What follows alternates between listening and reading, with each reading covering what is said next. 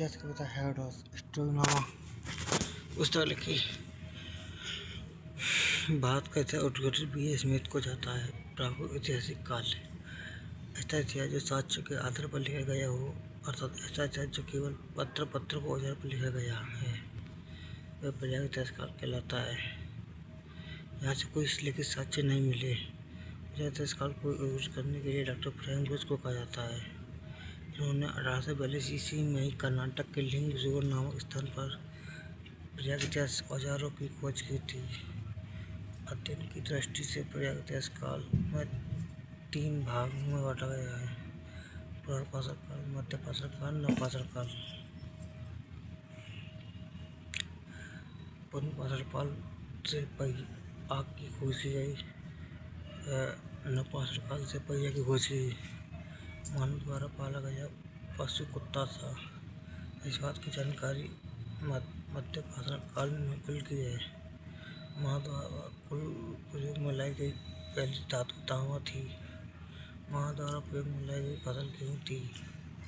भारत का राजनीतिक काल एक जन भारत के नाम से एक गया था, लेकिन कुछ विद्वान व्यक्तित्व से शकुंतला पुत्र भारत से जानते हैं।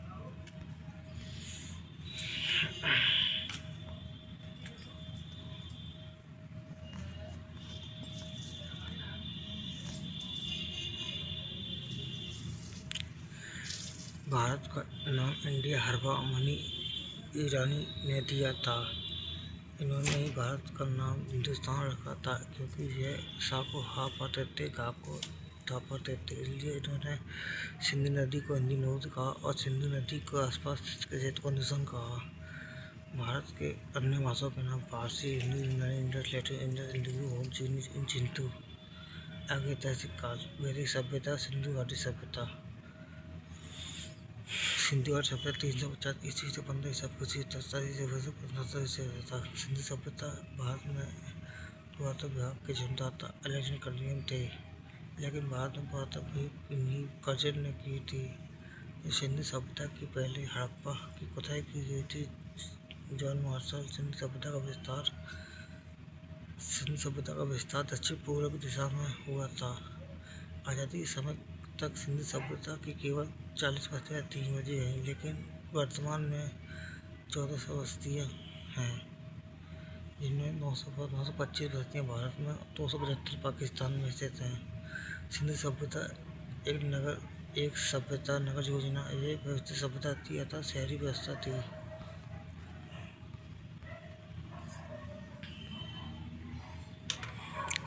सिंधु सभ्यता में प्रत्येक नगर 2 टीलों में विभाजित थे: पश्चिमी टीला, पूर्वी टीला। पश्चिमी टीला या पूर्वी टीलाओं से ऊंचे होते तथा किले दुर्ग बने होते थे। पूर्वी टीला या पश्चिमी टीलाओं से नीचे जनता व नगरीय निवास था। सिंधु सभ्यता में रास्ते एक दूसरे के समकोण पर काटते थे।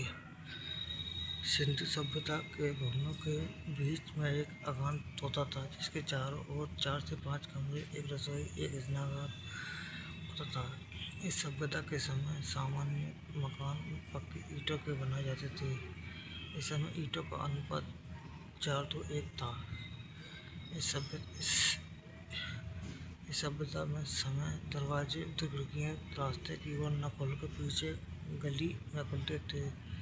इस सभ्यता के समय कुछ मकानों के प्लास्टर भी साक्ष्य मिले। सिंधु सभ्यता में सर्वाधिक स्त्रियों की मूर्तियाँ प्राप्त हुईं। इससे पता चलता था कि यहाँ आज मातृ प्रधान था।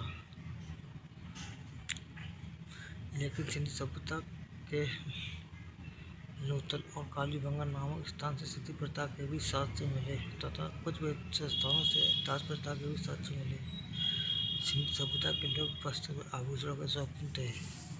इस समय के लोग हाथी व चूड़ियों की चांदी व आभूषण पहनते थे। गरीब समुदाय के लोग शंख व सीप मिट्टी मुखड़े पहनते थे। सिंधु सभ्यता के लोग मनोरंजन के लिए पासे का खेल नृत्य करते थे। सिंधु सभ्यता के लोग मांसाहारी और शाकाहारी 2 प्रकार के थे। इस सभ्यता के व्यक्तियों को फसलों का ज्ञान था। इन्हें गेहूँ की 3 किस्म, जौ की 2 किस्म, कपास, मटर, सरसों आदि का ज्ञान था। सिंधु सभ्यता के बर्तनों पर पौधों का अंकन किया जाता है, जैसे कि नीम, पीपल, खजूर आदि।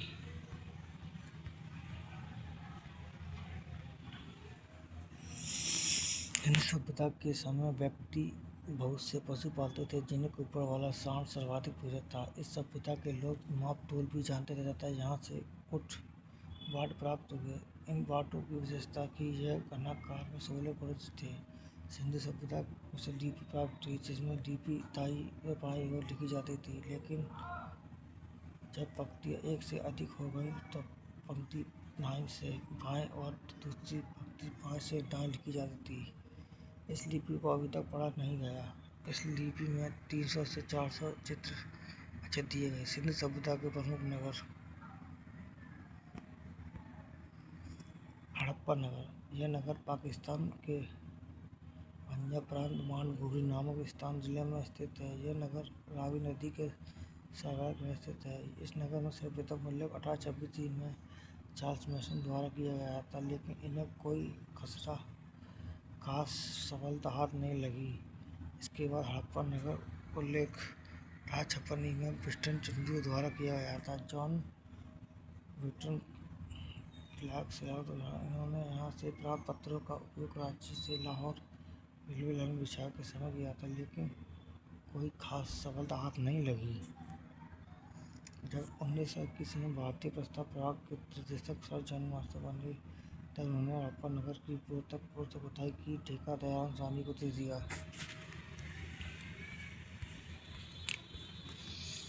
दयाराम साहनी ने हड़प्पा नगर को पूर्ण रूप से खोजा, इसलिए दयाराम साहनी को हड़प्पा नगर का खोजकर्ता के रूप में जाना जाता है। हड़प्पा नगर 500-150 हेक्टेयर में फैला हुआ है। यह नगर दूसरी सभ्यता का दूसरा विशाल है। हड़प्पा नगर से स्त्री के गर्भ से निकला हुआ पौधे का अंकन मिलता है तथा जिनसे इस नगर एक अन्न का समूह आवास प्राप्त हुआ। मोहनजोदड़ो का अर्थ होता है मसोड़ का टीला। मोहनजोदड़ो पाकिस्तान के सिंध प्रांत सुरकाना जिले में स्थित है। यह नगर सिंधु नदी के तट पर स्थित है। मोहनजोदड़ो की खोज राखालदास बनर्जी द्वारा 1982 में की गई थी। मोहनजोदड़ो सिंधु सभ्यता का सबसे बड़ा नगर है। यह लगभग 2500 हेक्टेयर में फैला हुआ है। मोहनजोदड़ो को सिंधु सभ्यता का बाग कहा जाता है। मोहनजोदड़ो से सिंधु सभ्यता का सबसे बड़ा स्थान है नगर मिला है तथा पंछी के एक सार्वजनिक स्नानघर मिला है। मोहनजोदड़ो से 21 मानव कंकाल प्राप्त हुए, लेकिन यहाँ से का कोई उल्लेख नहीं मिला। मोहनजोदड़ो से पुरोहित आवास के भी साक्ष्य मिले तथा मोहनजोदड़ो से कांस्य के नृत्य की गई मूर्ति प्राप्त हुई। मोहनजोदड़ो से ही कुम्हार के भट्टे मिले तथा यहीं से एक सिलवट्टा मिट्टी की तराजू प्राप्त हुई। मोहनजोदड़ो से एक मुद्रा प्राप्त हुई, जिस पर आधा मानव आधा बाघ अंकित है। मोहनजोदड़ो से शतरंज की गोलियां, हाथी का कृपाण, घोड़े की दांत प्राप्त हुई है। यहीं से पशुपति शिव की मूर्ति प्राप्त हुई। इतिहासकार पिटकट ने हड़प्पा और मोहनजोदड़ो को जुड़वा बहन और जुड़वा राजधानी कहा। चांदरों की खोज एन जी मजूमदार ने 1931 में कही। चांदरों से एक मुद्रा प्राप्त की गई, जिस पर 3 घड़ियाल, 2 मछली,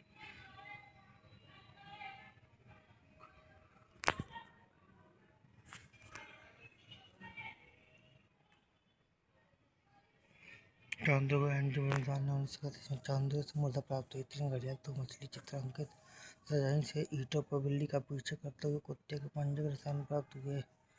चांदरों से ही सौंदर्य सामान जैसे कैल, लिपस्टिक, कंघा आदि का हुआ। चांदरों से एक मुद्रा प्राप्त हुई, जिस पर 2 नग्न स्त्रियां हाथ पर ध्वज लिए खड़ी हैं। इसके मध्य में पीपल का पेड़ अंकित है। चांदरों से ही चला हुआ कपाल, 2 पहिए की गाड़ी प्राप्त हुई। लोथल। ये नगर ऐसा लाभ 1950 में की। यह नगर गुजरात के अहमदाबाद भोगो नदी के किनारे स्थित है। लोथल से धान व बाजरा के साक्ष्य मिले तथा यहीं से 3 युगल समाधियां मिली। इसी से यह याद होता है कि यह सतीप्रथा थी। लोथल से मनका बनाने का कारखाना, सोने व तांबे के कारखाने आदि प्राप्त हुए। लोथल से सीप व तांबे की चूड़ियां प्राप्त हुई तथा लोथल पर चैल घड़ी की 4 मोहरें प्राप्त हुई। लोथल में नान के आकार की मोहर प्राप्त हुई। लोथल से सीप का पैमाना व एक दशा मापी यंत्र प्राप्त हुआ। लोथल से हाथी के दांत, तांबे की बनी पक्षियों की मूर्ति प्राप्त हुई। उत्तर सिंधु सभ्यता का 5 नगर है जहाँ आटा पीसने व 2 पहाड़ प्राप्त हुए। लोथल से अग्निकुंड, लोथल से मेसोपोटामिया 3 अलग अलग मोहरें प्राप्त हुई। कालीबंगा, कालीबंगा तो काले रंग की चूड़ियाँ। यह नगर अमरानंद ने खोज की 1991 में। यह नगर राजस्थान के गंगानगर जिले में गंगा सरस्वती नदी के किनारे स्थित है। कालीबंगा से भी अग्निकुंड यज्ञवेदिता के साक्ष्य मिले। कालीबंगा से भी जोते हुए खेत के साक्ष्य मिले, हल के साक्ष्य मिले तथा एक साथ 2 फसल करने के साक्ष्य मिले। कालीबंगा से ऊँट व हड़िया के हुई। कालीबंगा से अंडाकार खबरें प्राप्त हुई। कालीबंगा एकमात्र नगर है जहाँ शल्य चिकित्सा के साक्ष्य मिले हैं, क्योंकि जहाँ से एक बच्चे का कपाल मिला है। ये 6 चित्र हैं। धोलावीरा, धोला का अर्थ है सफ़ेद, वीरा का अर्थ है कुआं, वीरा का अर्थ है सफ़ेद कुआं। धोलावीरा शब्द की खोज जेपी जोशी द्वारा 1967 में की गई। यह नगर गुजरात के कच्छ जिले में बचाऊ तालुका में खाड़ी द्वीप पर स्थित है, जिसे स्थानीय भाषा में भेट कहते हैं। धोलावीरा एकमात्र स्थान है जहाँ क्रीड़ा स्थल स्टेडियम के साक्ष्य मिले। धोलावीरा से मिट्टी के अंगा, घोड़े व अवशेष प्राप्त हुए। धोलावीरा सबसे आश्चर्यजनक वस्तु विशाल आचरण से है, अर्थात यहाँ के लोग बांध बनाकर जल एकत्र करने की कला जानते हैं। धोलावीरा से पत्थर नगरीय मूर्ति प्राप्त हुई। रोपड़ भारत के 5 प्रजाम में स्थित है। यह विदित सामान्य 1953 में रोपड़ से अंडाकार घोड़े प्राप्त हुई, जिसमें मनुष्य के साथ कुत्ता व दफनाए गए साक्ष्य मिले। रोपड़ से लाने की खिलाड़ी संघ की चूड़ी प्राप्त हुई। अन्य प्रमुख स्थान सुगुर्ता, यहाँ से घोड़े के अस्थि पंजर प्राप्त। इस स्थान से प्राप्त विशाल शिलालेख ढक दिया जाता है तथा कलश समाधान के भी साक्ष्य मिले। रबपुर या शैतान की विशी प्राप्त हुई। घोड़े की मूर्ति प्राप्त हुई। आमरी, यहाँ से 12 सिंगा के साक्ष्य मिले। नौसार, यहाँ से स्त्रियों की मूर्ति प्राप्त हुई जिनकी मांग में सिंधु भरा मिला। सिंधु सभ्यता का व्यापार। इस समय व्यापार भूमि प्रणाली की आधारित था। इस समय के प्रमुख बंदरगाह बालाकोट, डावाकोट, मालवान आदि प्रमुख थे। प्रमुख आयातित वस्तुएं सोना अफगानिस्तान, कर्नाटक भारत, चांदी मेसोपोटामिया अफगानिस्तान ईरान, तांबा बलूचिस्तान राजस्थान, तेल गाड़ी बलूचिस्तान राजस्थान, सिराजी प्रदेश। सिंधु सभ्यता की धार्मिक स्थिति। इस समय के लोग मानव, पशु, अक्षत्रियों, बुद्ध एवं ईश्वर की उपासना करते थे।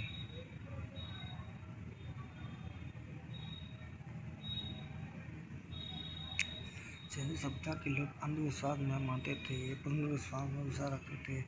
सिंधु सभ्यता में मंदिर के साक्ष्य नहीं मिले। सिंधु सभ्यता के लोग मांस व उपवास, पशुपति शिव की उपासना, नागवंश की उपासना, लिंगयोनि की उपासना। और सिंधु सभ्यता स्वास्तिक चिन्ह भी प्राप्त हुआ जो सूर्य उपासना प्रतीक है। मोहनजोदड़ो से एक मोहर प्राप्त हुई जिसे पद्मासन मुद्रा में 3 मुख वाला एक पुरुष ध्यान की ओर में बैठा है, जिसके सिर पर 3 सिंह हैं और उसके बाईं ओर एक गैंडा व एक भैंसा है तथा दाईं ओर हाथी पाँव में स्थित है। वह आसन के नीचे 2 हिरण बैठे हैं। इस इतिहासकार पशुपति शिव को मानते हैं। सिंधु सभ्यता का पतन। सिंधु सभ्यता जिस गति से प्रकाश में आती है उसी गति से नाश हो गया। सिंधु सभ्यता के पतन के बारे में विद्वान को अलग अलग मत हैं, जैसे आर्थिक आक्रमण, जलवायु परिवर्तन, व्यापार में गतिविधियों, ताती चल आदि। लेकिन सर्वमान्य आर्थिक आक्रमण वैदिक सभ्यता 15वीं 16वीं ईस्वी तक। वैदिक शब्द वेद से बना है। वेद का अर्थ होता है ज्ञान। वैदिक सभ्यता का निर्माण आर्य थे। आर्य शब्द का अर्थ है ज्येष्ठ, सज्जन, कुलीन। सर्वप्रथम मैक्स मूलर ने आर्य शब्द का प्रयोग उच्च जाति के लिए किया। 1853 ईस्वी में आर्य भाषा संस्कृति संगीत आर्य भाषा का उल्लेख छत्तीसगढ़ मिलता है। आर्यों के जन्म स्थान के बारे में अलग अलग विद्वानों में अलग अलग मत थे। जैसे मैसूर के अनुसार आर्य मध्य एशिया से आए थे। बीज के अनुसार आर्य उत्तर ध्रुव से आए थे। तेरह षष्ठी के अनुसार आर्य तिब्बत से आए थे। अध्ययन की दृष्टि से वैदिक सभ्यता दो भागों में बांटा गया है, ऋग्वैदिक काल, उत्तर वैदिक काल। ऋग्वैदिक काल 1500 से 1000 ईस्वी तक, उत्तर वैदिक काल 1600 ईस्वी तक। ऋग्वैदिक काल में लोहे का कोई उल्लेख साक्ष्य नहीं मिला। लोहे के साक्ष्य 10,000 ईसा पूर्व से असंजी खेड़ा ईटा से प्राप्त हुए, इसलिए ऋग्वैदिक काल की उस सीमा 1000 ईसा पूर्व से मानी गई है तथा सिंधु सभ्यता का पालना सिंधु सभ्यता का पतन लगभग 1500 ईसा पूर्व में हुआ, इसलिए ऋग्वैदिक काल में निम्न सीमा 1500 ईसा पूर्व मानी गई है। ऋग्वैदिक सभ्यता का विस्तार ऋग्वैदिक काल साहित्य संदर्भ साजिश में अलग मिलता है। अर्थ होता है 7 द्वीपों का प्रदेश क्षेत्र, 7 नदी, सिंधु नदी, सतलज नदी, कृष्णा नदी, रावी नदी, झेलम हिलना। ऋग्वैदिक काल में अफगानिस्तान की 4 नदी का उल्लेख मिलता है, कुंभू, कुर्मू, गोमती, स्वास्तु।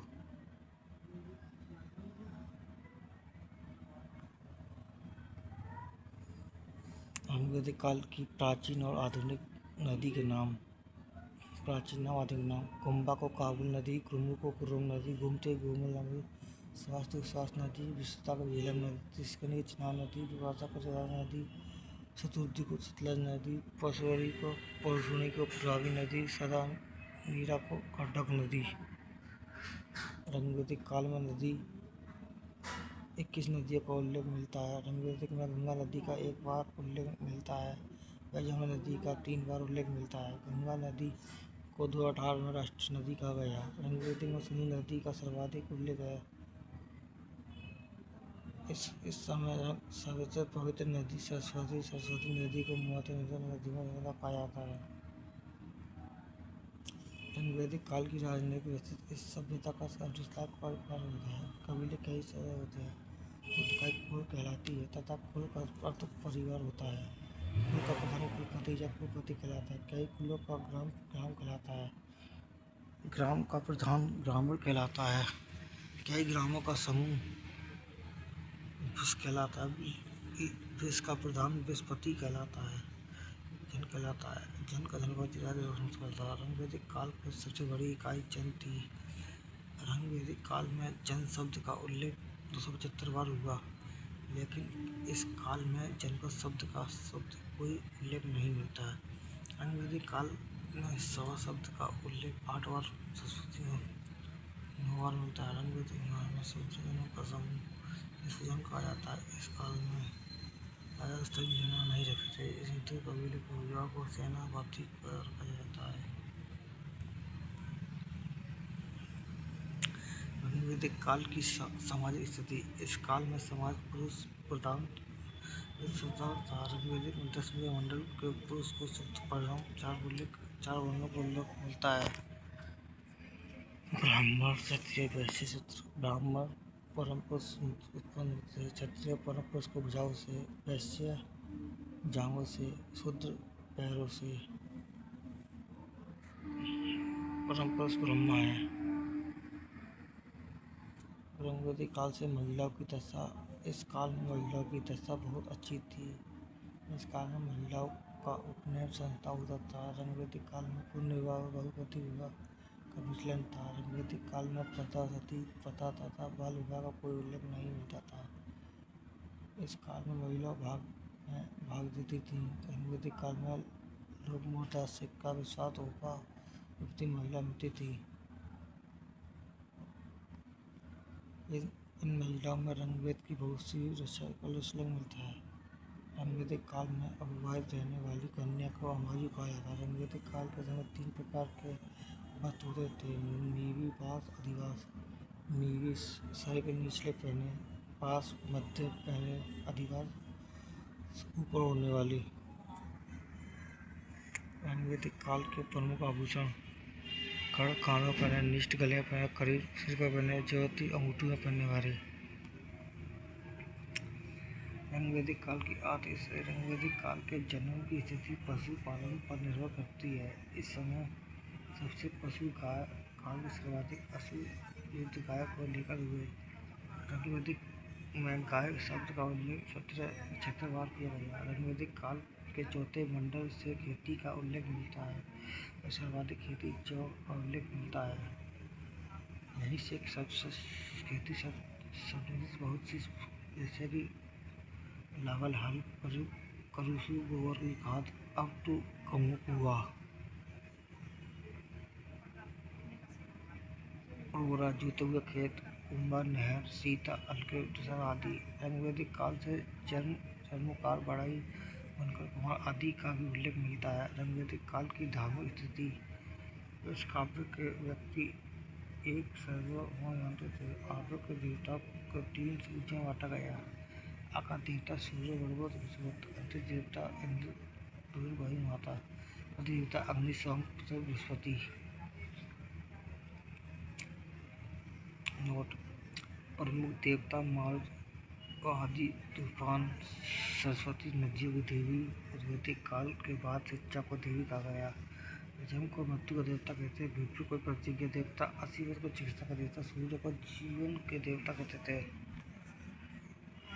ऋग्वेद से हिमालय की गुणवत्ता नामक चोटी का उल्लेख मिलता है, जहाँ से आर्य शुद्ध प्राप्त करते हैं। वैदिक सभ्यता का अर्थ है चारों वेद से। ऋग्वेद में सामवेद, यजुर्वेद, अथर्ववेद को वेद भी कहा जाता है। ऋग्वेद का अर्थ होता है छंदोबद्ध रचना में देवी देवता को प्रधान का उल्लेख। ऋग्वेद में 10 मंडल, 28 सूक्त और 1980 मंत्र हैं। इन मंत्रों को ऋचा को श्लोक कहा जाता है। ऋग्वेद के तीसरे मंडल की रचना का विश्वामित्र का द्वारा की गई। इसी मंडल से गायत्री मंत्र लिया गया, अर्थात गायत्री मंत्र की रचना का विश्वामित्र द्वारा ली गई। गायत्री मंत्र सावित्री सूर्य नामक देवता सब। ऋग्वेद का 9वां मंडल शोक केवल सभी करता है। ऋग्वेद के मंत्रों का उच्चारण करने वाले को पुरोहित को होत या होता कहा जाता है। सामवेद का अर्थ है ज्ञान से। इस वेद को भारतीय संगीत का जन्मदाता माना जाता है, क्योंकि यही से सब स्वर के लिए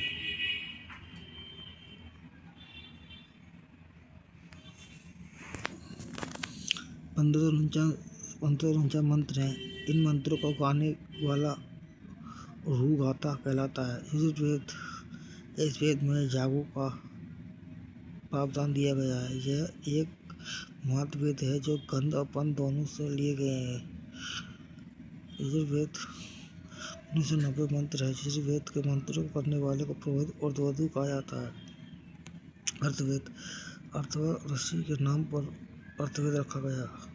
अर्थवेद में जादू, टोना, भूत प्रेत, वासीकरण आदि का उल्लेख मिलता है तथा इसी के वेद में गोष्ठियों का भी उल्लेख मिलता है। इसी के वेद में सभापति का प्रजनन पुत्रियों कहा गया है। अर्थवेद में 600 मंत्र हैं। इन मंत्रों का आचरण करने वाले को पुरोहित ब्राह्मण कहा जाता है। उपनिषद, इसका अर्थ होता है समय बैठना, अर्थात इसके तहत शिष्य को वहीं बैठकर शिक्षा प्राप्त करता है। उपनिषदों की जनसंख्या 108 है, जिनमें से उपनिषद सत्यमेव जयते, आदर्श तथा चलोपनिषद 4 आश्रम प्राप्त होते हैं: गृहस्थ आश्रम, वन आश्रम, पश्चाश्रम, सन्यासी आश्रम। वेदांग की संख्या 6 है: शिक्षा, कल्प, निरुक्त, छंद, व्याकरण, ज्योतिष। ब्राह्मण की संख्या 9 है। पुराणों की संख्या 18 है। उत्तर वैदिक काल 1 ईसा पूर्व से 600 ईसा पूर्व तक। उत्तर वैदिक काल में सर्वाधिक परिवर्तन राजनीतिक क्षेत्र में आया था, क्योंकि ऋग्वैदिक काल के छोटे छोटे जनपदों में प्रभावित हो गए। उत्तर वैदिक काल में सर्वप्रथम राष्ट्र के उत्तराधिकारी अलग अलग राज्यों के नाम से जाना गया, जैसे कि उत्तर विराट भोज को, पश्चिम को सौराट और सम्राट को पूर्व की ओर जाना गया कहा था। मध्य के राजा को राजा कहा जाता था। उत्तर वैदिक काल में लोहे के साँचे लगभग 1 ईसा पूर्व असंजी खेड़ा से प्राप्त हुए। लोहे के उपयोग से कृषि के क्षेत्र में शामिल किया गया, जिससे कर्म कांडों को बढ़ावा मिलता है। इसी दौरान महिलाओं की शिक्षा दिशा में गिरावट आना शुरू हो गई तथा महिलाओं को यागों में सभा समितियों में भाग लेने से वंचित कर दिया गया। उत्तर वैदिक काल में राजा की सदस्यता उच्च अधिकारी होते हुए जिन्हें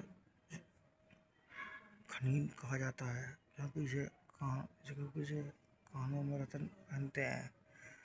शतपथ ब्राह्मण ग्रंथ में इन रत्नानी का उल्लेख मिलता है, जैसे पुरोहित, धार्मिक कार्यों के लिए, सेनानी, सेनापति, शुक, राजा पदार्थी के लिए, भावदूत, कार्य समूह के लिए।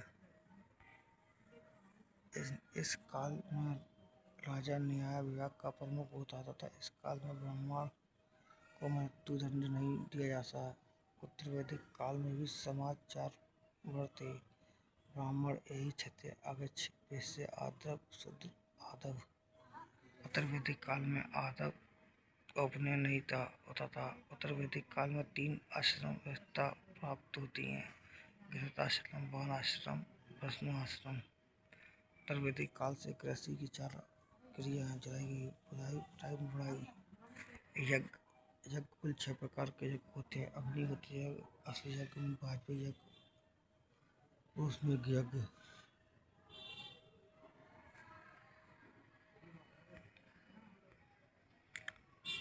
सौमणि यज्ञ, राजसूय यज्ञ।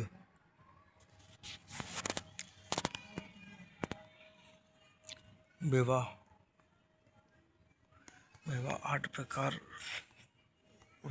प्रकार के: ब्रह्म विवाह, प्राच्य विवाह, आर्ष विवाह, देव विवाह, गंधर्व विवाह, राक्षस विवाह, पिशाच विवाह, असुर विवाह। ब्रह्म विवाह, इसमें पिता को घर बुला सकता है। प्राच्य विवाह, इसके तहत बाद में कृत्य को पाचन करने वचन लेकर अपनी कन्या को सौंप देता है। आर्ष विवाह, इसके तहत पिता घर से एक जोड़ी गाय बैल लेकर अपनी कन्या को सौंप देता है। देव, इसके तहत पिता यज्ञ का आयोजन कराता है और यज्ञ करने वाले को पुरोहित अपनी कन्या सौंप देता है। गंधर्व, यह प्रेम विवाह था। राक्षस, इसके तहत अपहरण माध्यम से विवाह होता था। पिशाच, इसके तहत बलात्कार आदि माध्यम से। असुर, इसके तहत कन्या को विषय था। संस्कार, कुल 16 संस्कार थे: गर्भाधान, जीव का उदर प्रवेश, पशुवन 30 माह में प्राप्ति किया जाता है। सीमांतोन्नयन, गर्भ के संतान के लिए। जातकर्म, संतान प्राप्त होने के लिए। नामकरण, नाम रखने के लिए। निष्कर्म, पहली बार बाहर निकलने वाले को। अन्नप्राशन, पहली बार अन्न खाने के लिए। पुष्टाकर्म, मुंडन होने पर। कर्णवेधन, कान छेदने पर 30 वर्ष में।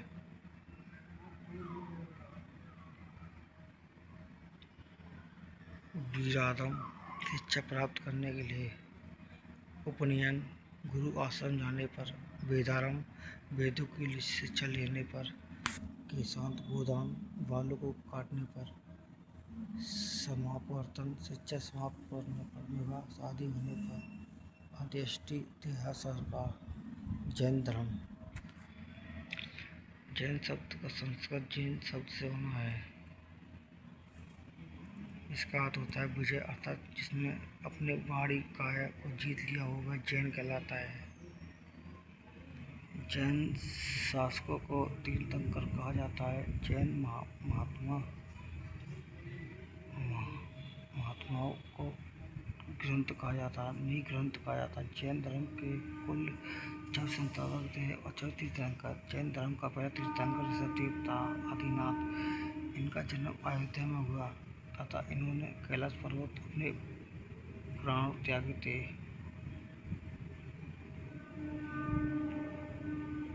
इनका उल्लेख ऋग्वेद में भी मिलता है। जैन धर्म के 23 तीर्थंकर पार्श्वनाथ थे। पार्श्वनाथ के पिता अश्विन था। इनकी माता का नाम भामा था तथा पत्नी का नाम प्रभावती था। इन्होंने 30 वर्ष की आयु में गृह त्याग कर दिया और समय पर्वत पर जाकर 80 दिन तपस्या करके ज्ञान प्राप्त किया। इन्होंने अपने अनुयायियों को 4 आदर्श पालन करने के लिए कहा: सत्य, अहिंसा, असत्य, अप्रतिहार। महावीर स्वामी का जन्म 1540 ईस्वी में से 1539 ईस्वी तक वैशाली के बिहार नंदग्राम में हुआ था। ये जैन के 24वीं तीर्थंकर थे। जैन धर्म का वास्तविक संस्थापक माना जाता है। ये ज्ञात्र कुल के थे। इनके पिता का नाम सिद्धार्थ था व माता का नाम त्रिशला था। त्रिशला ईस्वी की रानी महावीर स्वामी की पत्नी का नाम यशोदा था। इसमें एक पुत्र प्रियदर्शना थी। प्रियदर्शना का विवाह महावीर स्वामी ने अपनी बहन सुदर्शना को पुत्र जमाली के कर दिया। महावीर स्वामी का वास्तविक नाम वर्धमान था। महावीर स्वामी ने संसार की अवस्था को दुखी होकर अपने बड़े भाई नंदीवर्धन से आज्ञा लेकर घर त्याग दिया। महावीर स्वामी ने घर त्याग 30 वर्ष की आयु में किया। घर त्याग के बाद महावीर स्वामी 12 वर्ष तक तपस्या अर्थात महावीर स्वामी ने को 42 वर्ष की आयु में जर्जिम नामक ग्राम और रज्जुपाली नदी के किनारे इन्हें ज्ञान प्राप्त हुआ और ये कैवल्य ज्ञानी कहलाए। महावीर स्वामी के सन्यासी जीवन का उल्लेख कल्पसूत्र नामक जैन धर्म में मिलता है। ज्ञान प्राप्ति के बाद महावीर स्वामी ने अपना पहला उपदेश राजगीर विंध्याचल पहाड़ी में एक कुमार को दिया। लेकिन इनका पहला शिष्य इनका दामाद जमाली बना तथा चंपा नरेश धरीवाहन की पुत्री चंद्रा महावीर स्वामी की पहली पूर्वजी थी।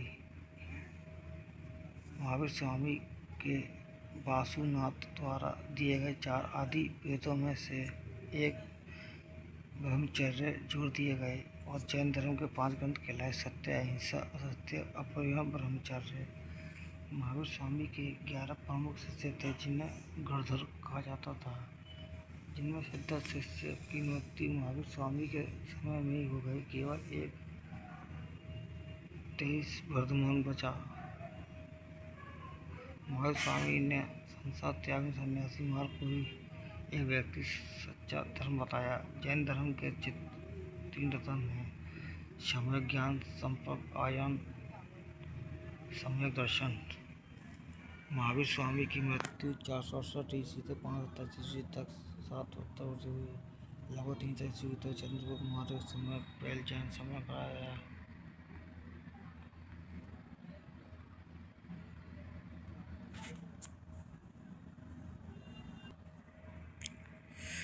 और इस दौरान लगभग 120 वर्ष तक अकाल पड़ा था। तो इस समय वर्धबाहु अपने शिष्यों को लेकर दक्षिण चले गए और कुछ जैन शिष्य स्थूल वर्ध के अनुयायी में वहीं रुके रहे। वर्धबाहु के अनुयायी दिगंबर जैन कहलाए और स्थूल के अनुयायी श्वेतांबर कहलाए। श्वेतांबर दिगंबर। मोक्ष प्राप्ति के लिए वस्त्र का आवश्यक नहीं।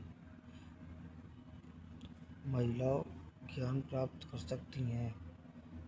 ज्ञान प्राप्त के बाद भोजन की आवश्यकता है। इनके अनुसार 19 तीर्थंकर महिला कहलाए। इनका उल्टा दिसंबर का काली 24 तीर्थंकर नाम चिन्ह: ऋषभदेव, आदिनाथ चिन्ह बैल, अजितनाथ चिन्ह गज, शंभदेव अश्व चिन्ह, अभिनंदनाथ कृपि, सुमितनाथ ऋष, प्रथम ऋषि पद्म, सुवासु स्वास्तिक, चैत्रप्रभु चंद, स्वादिनाथ मकर, शीतलनाथ कलम वृक्ष, संन्यासनाथ गेंडा, उर्षनाथ महिष, विमलनाथ बारह, अन्यनाथ सैन्य, धर्मनाथ वृक्ष, शांतिनाथ मृग, कुंदुनाथ अजग, अश्वनाथ मीन, मालिनीनाथ कलश, मुन्नी सूरम, नैनीनाथ नीलकलम, अरिष्ट नैमिषक। महावीर स्वामी चिन्ह बौद्ध धर्म की स्थापना 6वीं ईसा पूर्व में गौतम बुद्ध द्वारा की गई। गौतम बुद्ध का जन्म 5 ईसा पूर्व भोपाल की कपिल वस्तु में लुम्बिनी नामक जगह में हुआ। अमरकुंज नामक स्थान पर हुआ। गौतम बुद्ध का वास्तविक नाम सिद्धार्थ था। यह शाक्य कुल के थे। इनके पिता का नाम सिद्धोतम था तथा इनकी माता का नाम महामाया था, जो कोलिय वंश की थी। जब गौतम बुद्ध 7 दिन के थे तब उनकी माता महामाया का देहांत हो गया। तब गौतम बुद्ध का पालन कर उनकी मौसी महाप्रजापति गौतम बुद्ध के जीवन संबंधी कुछ प्रतीक चिन्ह में दर्शाए गए हैं, जैसे जन्म का प्रतीक घर त्याग का प्रतीक घोड़ा, ज्ञान का प्रतीक पीपल, निर्माण का प्रतीक परम चिन्ह, मृत्यु स्तूप। इन्हीं चिन्ह के आधार पर ब्राह्मण कालदेव पौराण भविष्यवाणी की थी कि यह बच्चा या तो चक्रवर्ती सम्राट बनेगा या तो बहुत बड़ा सन्यासी। गौतम बुद्ध की पत्नी का नाम यशोधरा था, जिसमें से एक लाल उत्पन्न हुआ। गौतम बुद्ध के साथी का नाम चन्ना था तथा घोड़े का नाम कंदक था। जब गौतम बुद्ध की कपिल नगर खुलने के निकलने अन्य 4 तीर्थ जगह तो बौद्ध व्यक्ति देखना, यहाँ व्यक्ति को देखना, मृत्यु देखना, सन्यासी को देखना। दृश्य को देखकर गौतम बुद्ध को मन में सन्यासी जीवन जीने की भावना जागी। तब गौतम बुद्ध ने 29 वर्ष की आयु में घर त्याग दिया। घर त्यागने की इस घटना को महानिदेशक कहा जाता है। घर त्याग करने के पश्चात गौतम बुद्ध ने आलर कलाम को अपना गुरु बनाया और 6 वर्ष तक कठोर तपस्या करने के निर्जन नदी के किनारे अबू वेला नामक स्थान पर पीपल पेड़ के नीचे इन्हें ज्ञान प्राप्त हुआ। गौतम बुद्ध को ज्ञान प्राप्ति 35 वर्ष की आयु में वैष्णव पूर्णिमा के दिन हुआ। ज्ञान प्राप्ति के बाद यह बुद्ध कहलाए। बुद्ध का अर्थ होता है प्रकाशवान,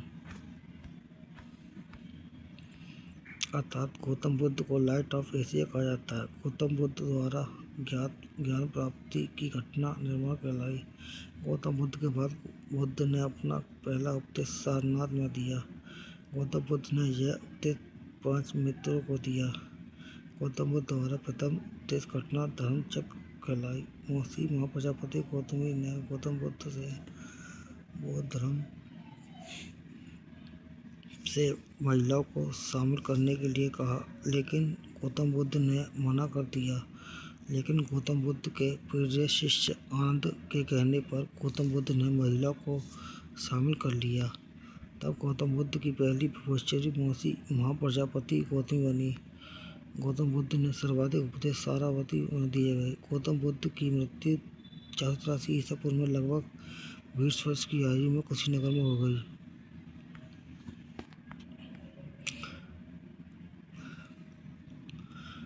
गौतम बुद्ध के शिष्यों ने महावीर स्वामी के शरीरों को 8 धातुओं में बांट दिया और 8 स्तूप बनाए गए। गौतम बुद्ध की मृत्यु घटना महापरिनिर्वाण निर्माण कहलाई। उत्तर प्रदेश को बौद्ध धर्म का पालना भी कहा जाता है। गौतम बुद्ध को शाक्य मुनि नाम से जाना जाता है। गौतम बुद्ध के 4 आदि सत्य दुख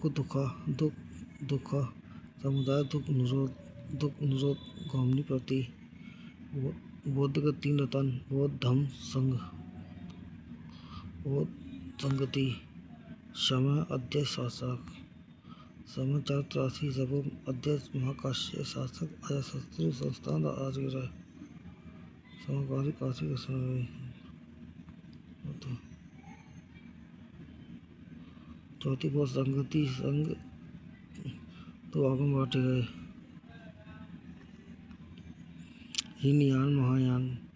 इसके अनुसार गौतम बुद्ध महापुरुष थे, मूर्ति पूजा में विश्वास नहीं रखते थे, इनकी साहित्य भाषा पाली थी। महायान इनके अनुसार बौद्ध देवता मूर्ति पूजा में विश्वास रखते हैं, इसकी संस्कृत थी। नोट: बौद्ध धर्म के 3 पिटक सुप्रसिद्ध हैं: सुक्त पिटक, भिंडी पिटक, अधिगम पिटक। महाजनपद काल महाजनपद लगभग 6वीं शताब्दी ईसा पूर्व नवीन पर्यटन उपयोग में कृषि के क्षेत्र में क्रांति आ गई, जिससे व्यापार को बढ़ावा मिला और नगरीय क्रांति आ गई। उत्तर वैदिक काल के जनपद मिलकर महाजनपद में परिवर्तित होने लगे। इन महाजनपदों की 16 संख्या थी। 16 महाजनपदों का उल्लेख बौद्ध धर्म ग्रंथ अंतिम निकाय में मिलता है। जैन धर्म का भगवती सूत्र मिलता है।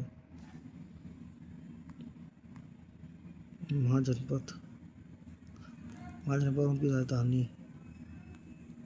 मगध की राजधानी राजगृह, अंग की चंपा, काशी की वाराणसी, बक्सर की कौशाम्बी, निवाजी की वैशाली, कोरस की सरायसेन, अवंती की उज्जैन, मल्ल्या की कुशावती, पापरी, पांचाल की कामरूप, चंदी की सुक्ति, कुरु की इंद्रप्रस्थ, मत्स्य की विराटनगर, सुरसैन की मथुरा, कंबोज की हाटक, गंधार की तक्षशिला, अस्मक की पोतन। मगध का उत्कर्ष अशोक वंश 344 से 412 ईसा पूर्व तक, बिंबिसार 440 से 492 ईस्वी तक।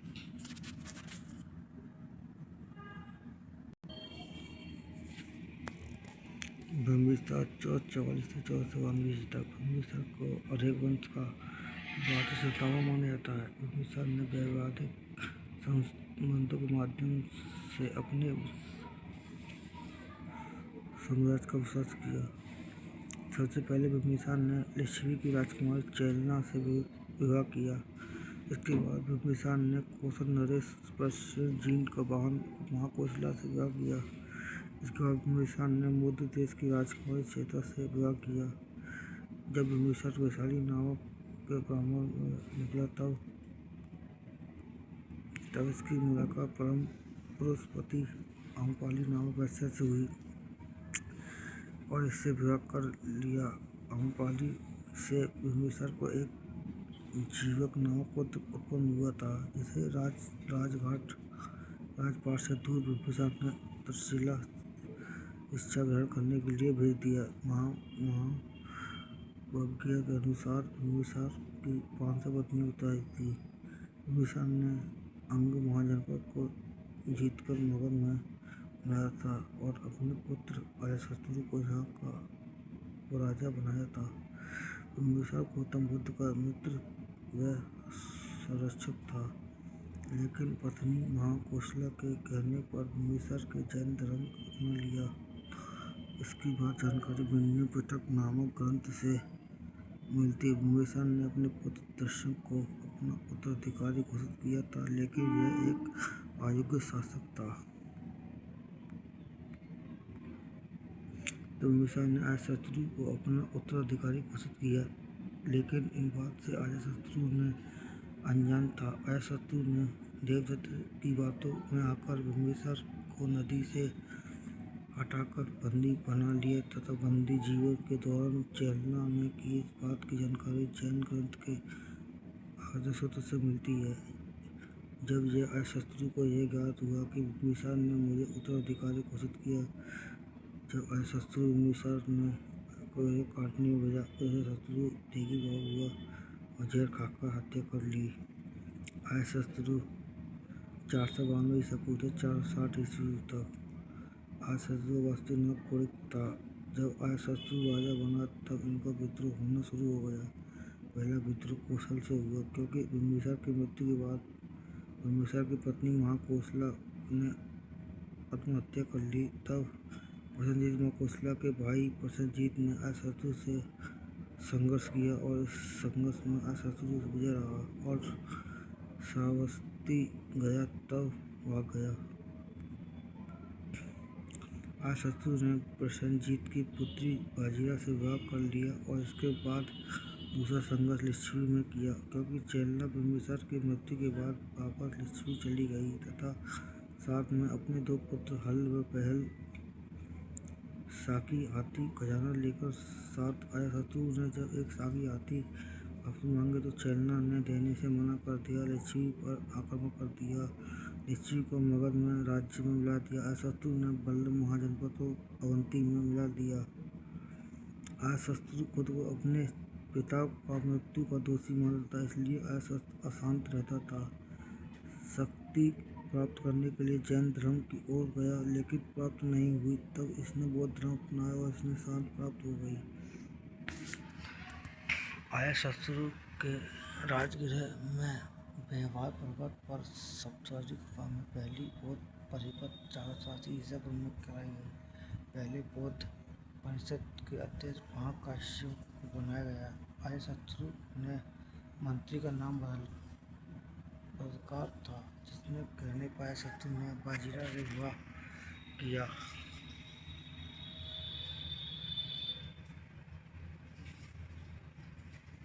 अन्य महाजनपद को भी जीतकर मगध में मिला लिया।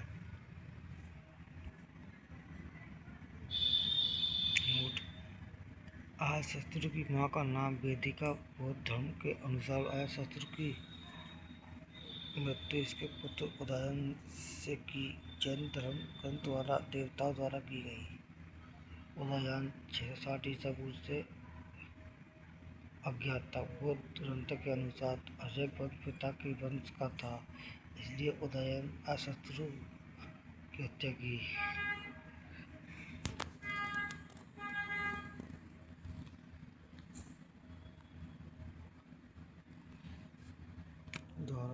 जब उदयन शासक बना था, उसने गंगा व सोन नदी के मध्य एक नगर कुसुम नगर बसाया। यह नगर अजातशत्रु द्वारा बनाए गए पुष्पुर के निकट।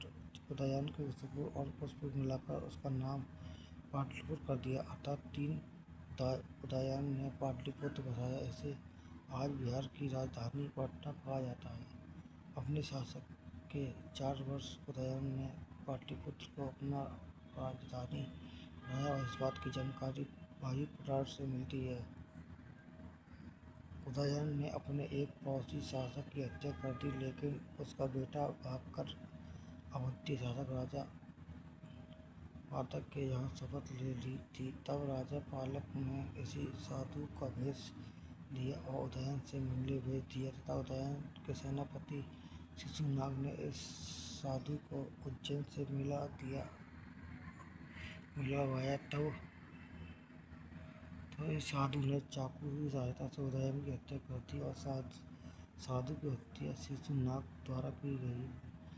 उदयन के बाद अशोक वंश के अगले शासक अनुरुद्ध मंडक नागदर्शन बारी से शासन किया, लेकिन यह अयोग्य शासक थे।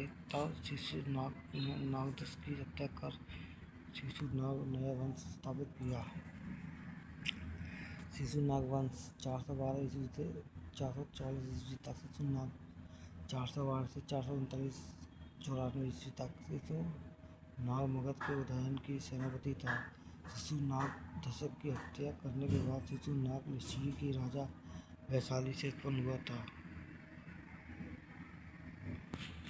इसके लिए कुछ विद्वान निम्न जाति का, कुछ उच्च जाति का मानते थे। शिशुनाग पहला शासक था जिसने 2 राजधानी बनाई, गिरिब्रज और वैशाली बनाई। शिशुनाग ने सर्वाधिक महाजनपदों में जीतकर मगध में मिलाया। काला अशोक 394 ईस्वी 366। पुराणों में काला अशोक को कला वाड़ी कहूँ कहा गया है। काला अशोक ने दूसरी बौद्ध संगति 304 ईस्वी से थी, जिसकी अध्यक्षता सभा कहूँ द्वारा की गई थी। काला अशोक ने अपनी राजधानी पाटलिपुत्र बनाई और इतिहासकार बारबल द्वारा हरिश्चंद्र भट्ट याद होता था कि काला अशोक के 10 पुत्र थे, जिन्होंने बारी से 22 वर्ष तक शासन किया था। कुछ विद्वान के अनुसार काला अशोक अंतिम शासक माना जाता है। कुछ विद्वान के अनुसार शिशुनाग वंश के अंतिम शासक नंदवर्धन को माना जाता है,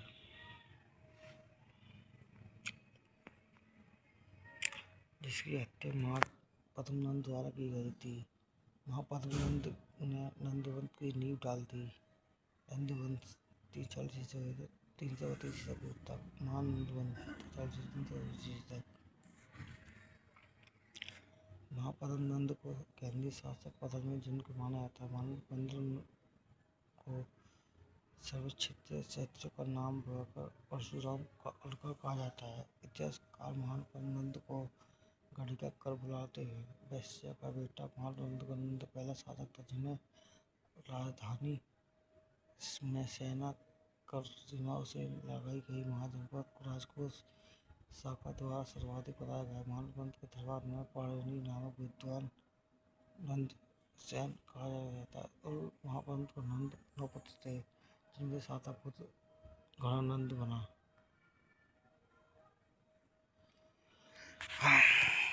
गणानंद 384 ईस्वी से 382 ईस्वी था। गणानंद महापद्मनंद को उसकी दासी मानसवती से उत्पन्न हुआ था। विशाखा दत्त द्वारा लिखित मुद्राक्षर के अनुसार गणानंद द्वारा चाणक्य का अपमान किया और चाणक्य ने दरबार में गणानंद के वंश को समाप्त कर दिया। अपमान की वजह से चाणक्य द्वारा गणानंद से त्रिशिला का विस्तार में विद्यार्थी के लिए गए गानों का चाणक्य द्वारा गणानंद को समझाना कि सिकंद आदि का तरह भारत की ओर आ रहा है। सिकंदर अलेक्जेंडर सिकंदर का यूनान देश के मूल दुनिया पर रहने वाला था, जिसका सिकंदर का जन्म 20 जुलाई 1956 ईस्वी तक मकदूनिया के पेगा नामक स्थान पर हुआ था। सिकंदर के पिता का नाम फिलिप द्वितीय था, बेटा का नाम ओलिम्पिया था तथा पत्नी का नाम पेरोप था। सिकंदर के घोड़े का नाम भूतेश था, जिसके नाम पर सिकंदर ने एक नगर बसाया था। सिकंदर ने भारत पर 326 ईस्वी तक आक्रमण किया। सिकंदर ने भारत में लगभग 19 माह समय बिताया और इस दौरान कई युद्ध किए, जिससे सबसे प्रमुख युद्ध हाइडिस्फील्ड का युद्ध पिता युद्ध जो सिकंदर ने पंजाब के शासक राजा पोरिस से किया था। इस युद्ध में राजा पोरिस की हार हुई, लेकिन सिकंदर ने राजा पोरिस की वीरता को देखते हुए पोरिस को जीता हुआ राज्य वापस दे दिया और सिकंदर जब भागे तो भारत में आक्रमण करता चाहा। तब सिकंदर ने जल सेनापति के नाम पर लियाकत लेकिन सेनापति सेल्यूकस निकटर था। सिकंदर जब भारत से वापस लौट रहा था तब इसकी मृत्यु बेबीलोन नामक स्थान पर 3 जून 330 ईस्वी में की गई। इस समय सिकंदर की मृत्यु 33 वर्ष की थी।